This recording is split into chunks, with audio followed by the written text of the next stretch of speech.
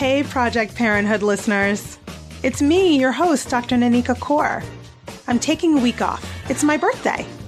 But I wanted to share an episode of another great podcast here on the Quick and Dirty Tips Network. It's called The Savvy Psychologist. Savvy Psychologist is your window into the world of psychology and how it can help you meet life's challenges.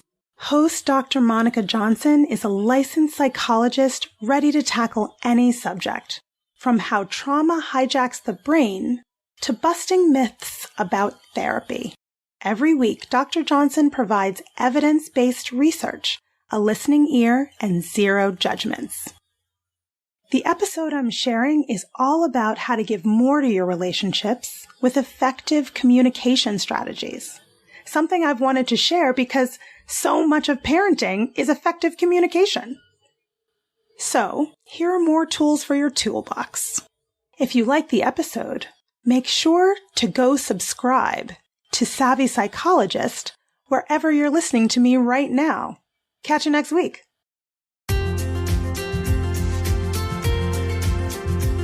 Are you having trouble getting or maintaining your relationships with others? Have you been told you're a bit too harsh, critical, intense, or overbearing? Don't worry, I'm here to help. Welcome back to Savvy Psychologist. I'm your host, Dr. Monica Johnson. Every week on this show, I'll help you face life's challenges with evidence-based approaches, a sympathetic ear, and zero judgment. Do you have trouble starting or maintaining relationships with others?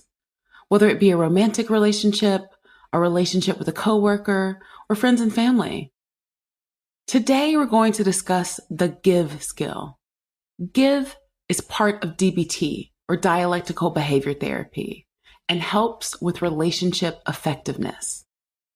Relationship effectiveness is required in all of our interactions with others. It doesn't matter if it's with the wait staff at a restaurant or our nearest and dearest family member. While we may not weigh these relationships equally, we do want to consider how we want others to feel about us after an interaction. If the waitress forgets to add cheese to my grits as I requested, there are different ways I can go about getting my objective met. We've all seen someone yell at another person over a seemingly minor mistake. We've also seen others respectfully assert themselves in the same scenario. Both can lead to getting cheese on your grits. The former might just mean you get your grits with a side of spit. Maybe you've noticed that you're a little too harsh with your best friend or that you're sometimes dismissive of your grandparents. The give skill, used in combination with other communication skills you may have, is great for appropriately prioritizing your interactions with others. It will help make sure that you're acting in a way that allows others to feel good about their interactions with you. The G in give is for being gentle. Being gentle refers to being respectful and nice in your demeanor with others. The old adage of you catch more flies with honey than vinegar is the trick here. This might be my deep Southern roots showing. I have already mentioned cheese grits in this episode. But being hospitable towards others has its advantages. In general, people will respond more favorably to positivity than they will to your harshness. We have 4 main objectives with our gentleness: no attacks, no judgments, no threats, and no disrespect. Let's start with no attacks. This means that we aren't making any verbal low blows, throwing objects, or physical attacks. With no judgments, we are avoiding character attacks, name calling, and put downs, both overt and implied. You might be wondering how a put down can be implied. We can imply things not only through our word choices, but through our tone of voice. Let's practice. Take the sentence, "Have a nice day," and say it with a warm tone, a neutral tone, and a sarcastic or mean tone. If you really want to engage, leave me a voicemail with your practice sentences and let me know what you discovered. I can tell you with full confidence, It's not just about what you say, it is how you say it. Finally, with no judgments, you want to avoid guilt-tripping others. It's a tried and true unhealthy tactic used by many generations, and it rarely leaves a good taste in the mouth of the other person. Let's move on to no threats. You want to be careful not to use ultimatums or threaten harm to yourself or others if you don't get what you want. You have to be willing to tolerate a no. Remember that people have the right to say no to requests, even if you don't like it. Even when the circumstances are not going your way, remember to exit the situation gracefully. Think of it like being an athlete and showing good sportsmanship. And finally, no disrespect. It's important to be willing to have an uncomfortable conversation. If you need a break from a conversation, verbalize that instead of walking away or stonewalling others, which breaks down the relationship over time. Additionally, don't make any displays of contempt, scorn, or dismissal of the other party's legitimate position. The I in give is to act interested.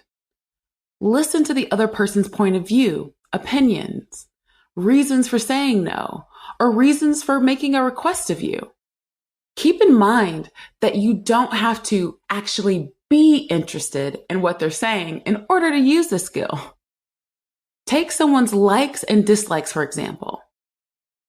If someone wants to sit and tell me about their love for camping and the great outdoors, I'm going to ask questions and validate their enjoyment of this hobby.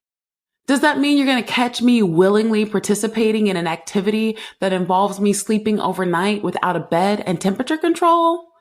Absolutely not. I am not Goldilocks. The bears will not find me sleeping in their hood. But I have respect for other people's experiences, and there is no need for me to sour their sweet. When acting interested, you want to avoid talking over the other person or interrupting them. Don't make assumptions, try to mind read, or think you know another person's opinions or intentions without checking them out with the source first. This is especially true when you think the other person is being intentionally hostile, hurtful, or uncaring. If you have a concern about what another person is thinking or what their motivations are in a situation, ask them and actually listen to the answers. Sometimes our interpretations are false, or a person said something the wrong way and it leads to an unintentional breach in communication. Maybe they lack some communication skills and didn't know how to handle the situation appropriately.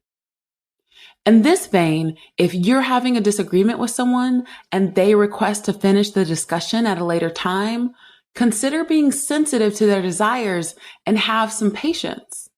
They may be overwhelmed, stressed, or tired.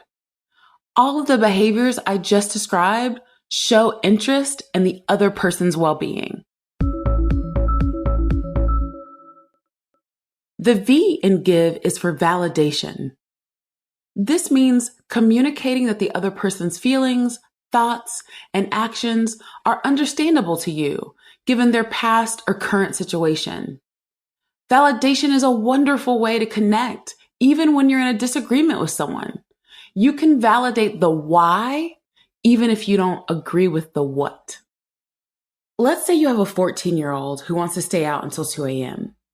As a parent, you think, that's entirely too late, and you're not going to allow them to stay out that late with their friends.